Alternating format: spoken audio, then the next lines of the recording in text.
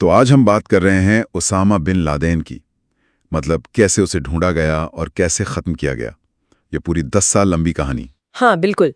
जो हमारे पास सूत्र हैं वो बताते हैं कि ये 9/11 के फौरन बाद शुरू हुआ और फिर एबटाबाद के उस फाइनल ऑपरेशन तक चला। सही। और हम कोशिश करेंगे कि इन स्रोतों से समझें कि वो खास खुफिया बातें क्या थीं, कहाँ-कहाँ नाकामी मिली और वो कौन सा पल था जब दुनिया का ये मोस्ट वांटेड आदमी पकड़ में आया। तो शुरुआत होती है 9/11 के तुरंत बाद। बॉस्टन एयरपोर्ट पर एक बैग मिला। हाँ, मैंने पढ़ा था इसके बारे में। मोहम्मद अता की वसीयत थी उसमें। हाँ, वसीयत और अल कायदा के कुछ मैनुअल। अच्छा। इससे मतलब शक पक्का हो गया कि बिन लादेन का ही हाथ है। और फिर अमेरिका ने एक्शन लिया होगा। फौरन अमेरिका ने तालिबान से कहा, भाई बिन लादेन को हमें सौंप दो, लेकिन तालिबान ने कहा सबूत लाओ और वो हमारा मेहमान है, हम नहीं देंगे। अच्छा, तो नतीजा ऑपरेशन एंड्योरिंग फ्रीडम। अमेरिका ने अफगानिस्तान पर हमला कर दिया। और इसी सब में बिन लादेन भाग निकला। बिल्कुल, वो भागा पाकिस्तान बॉर्डर के पास टोरा बोरा के पहाड़ों में। और दिलचस्प बात यह है कि वो मॉडर्न कम्युनिकेशन से बच रहा था। पुराने तरीके जैसे असुरक्षित रेडियो और कहते हैं आईने से सिग्नल देना। आईने से सिग्नल, कमाल है। हाँ, पर अमेरिकी इंटेलिजेंस भी पीछे लगी थी। उन्होंने इन्हीं रेडियो सिग्नलों से उसका पता लगा लिया था। लेकिन फिर भी वो चालाक था। कैसे? अमेरिकी हमलों के बीच उसने ऐसे दिखाया जैसे वो सरेंडर की बात कर रहा है। बस इसी बहाने टाइम मिल गया और दिसंबर 2001 में वो पाकिस्तान भाग गया। अच्छा, तो मतलब धोखे से निकल गया। पाकिस्तान में फिर? पाकिस्तान पहुंचकर तो वो और भी ज्यादा मतलब गायब सा हो गया। फाटा जो कबायली इलाका है वहां छिप गया। बाहरी दुनिया से कनेक्शन बिल्कुल खत्म। तो फिर वो अलकायदा से या बाहर किसी से बात कैसे करता था, बिना फोन बिना इंटरनेट के? उसने लगभग सारे नए तरीके छोड़ दिए थे। वो सिर्फ भरोसेमंद कुरियर, एक था इब्राहिम अल कुवैती, बाद में उसका भाई अबरार भी आ गया, उनके जरिए हाथ से खत लिखवाता था। कोडनेम था अजमराई। हाथ से लिखे खत।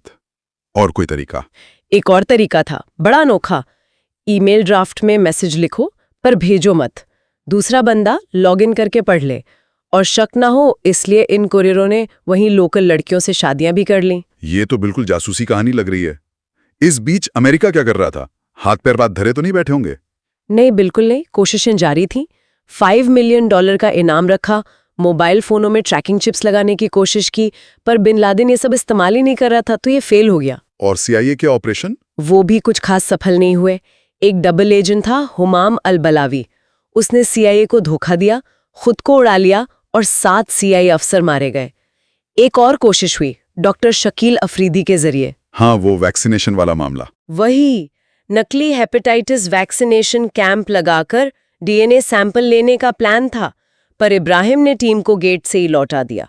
वो कोशिश भी नाकाम। यानी कई बार नाकामी मिली। हाँ, तो फिर ये एबटाबाद वाला सिरा कैसे हाथ लगा? हुआ ये कि अलकायदा ने एबटाबाद में एक जमीन खरीदी और ये जगह पाकिस्तानी मिलिट्री एकेडमी के बिल्कुल पास थी। मिलिट्री एकेडमी के पास? हाँ, और वहां एक बड़ा सा घर बनवाया। 2006 के आसपास बिन लादेन अपने परिवार के साथ वहीं शिफ्ट हो गया। वो कंपाउंड ही बड़ा अजीब था। बहुत ऊंची दीवारें, ऊपर कंटीले तार, सड़क की तरफ एक खिड़की तक नहीं, बालकनी पर भी दीवारें थीं। और फोन इंटरनेट? कुछ नहीं, न फोन न इंटरनेट। और सारा कूड़ा जला दिया जाता था, बाहर नहीं फेंका जाता था, ताकि कोई निशान न मिले। लेकिन फिर गलती हुई। हाँ, यही पर वो गलती हुई जिसका सालों से इंतजार था। अगस्त 2010 में जो कुरियर था इब्राहिम अल कुवैती, उसने पेशावर में एक बहुत छोटी सी फोन कॉल की और CIA ने पकड़ ली। बिल्कुल, CIA ने वो कॉल ट्रैक कर ली और वो ट्रैक सीधा ले गया एबटाबाद के उस कंपाउंड तक। आखिर एक पक्का सुराग मिला। इसके बाद तो निगरानी कड़ी कर दी होगी। बहुत ज्यादा। CIA ने पास में ही एक घर किराए पर ले लिया, ऑब्जर्वेशन पोस्ट बना ली, लोकल लोगों से भी मदद ली।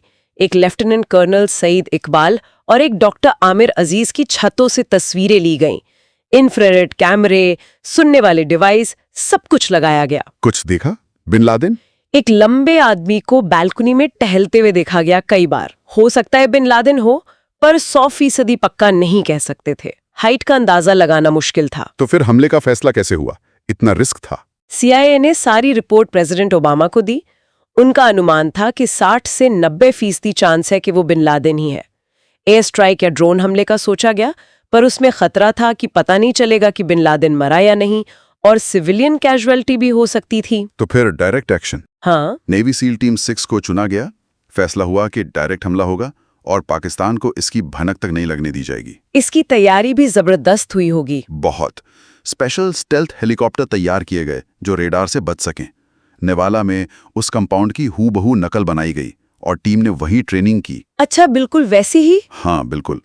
टीम में एक मिलिट्री डॉग भी था, काहिरा नाम का, और एक पश्तो बोलने वाला ट्रांसलेटर भी। बैकअप प्लान भी पूरे तैयार थे। और फिर वो रात आई, 1 और 2 मई 2011। सील टीम ने अफगानिस्तान से उड़ान भरी, पाकिस्तानी रेडार से बचते हुए एबटाबाद पहुंचे। लेकिन लैंडिंग के वक्त एक गड़बड़ हो गई। एक हेलीकॉप्टर कंपाउंड की दीवार से टकराकर क्रैश हो गया। दीवारें उम्मीद से ज्यादा ऊंची थी शायद। ओहो, फिर ऑपरेशन रुका तो नहीं? नहीं, टीम रुकी नहीं। उन्होंने प्लान के मुताबिक बिजली काटी, गेटों को धमाके से उड़ाया। अंदर घुसते ही मुठभेड़ हुई। इब्राहिम और अबरार मारे गए। फिर बिन लादेन का बेटा खालिद भी मारा गया।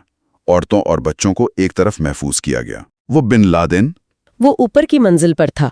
बताते हैं कि जब सील टीम पहुंची तो उसने अपनी पत्नी अमल को आगे करने की, मतलब एक तरह से ढाल बनाने की कोशिश की। अमल के घुटने में गोली लगी और फिर बिन लादेन को सिर में गोली मारी गई। और फिर वो कोडवर्ड भेजा गया। हाँ, कोडवर्ड था Geronimo EKI, enemy killed in action. पहचान कैसे पक्की की? एक कहानी है कि वो लोग ऊंचाई नापने वाला टेप ले जाना भूल गए थे। हाँ, ये बात भी सुनने में आती है। पर पहचान के लिए फोटो लिए गए। बिन लादेन की बेटियों से पूछा गया।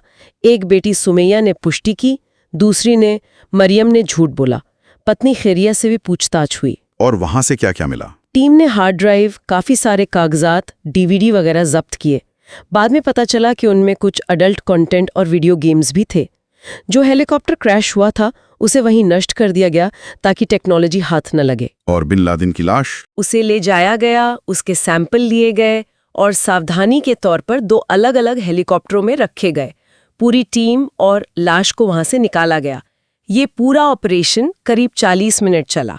तो इस तरह 10 साल की लंबी खोज, इतनी सारी खुफिया कोशिशें, नाकामियां, इन सब के बाद ऑपरेशन नेपच्यून स्पीयर ने ओसामा बिन लादेन का अंत किया। हाँ, और एक आखिरी बात जो स्रोतों से पता चलती है वो काफी सोचने वाली है। बिन लादेन के कमरे से जो कागजात मिले उनमें उसके आगे के प्लान्स थे, कुछ पर्सनल डायरी जैसी चीजें थी और यहाँ तक कि एक निर्देश था कि उस पर, मतलब खुद पर, एक डॉक्यूमेंट्री बनाई जाए। अपने ऊपर डॉक्यूमेंट्री? हाँ, ये दिखाता है कि इतने साल छिपकर रहने के बावजूद वो अपनी इमेज, अपनी विरासत को लेकर कितना सचेत था, कितना सोचता था।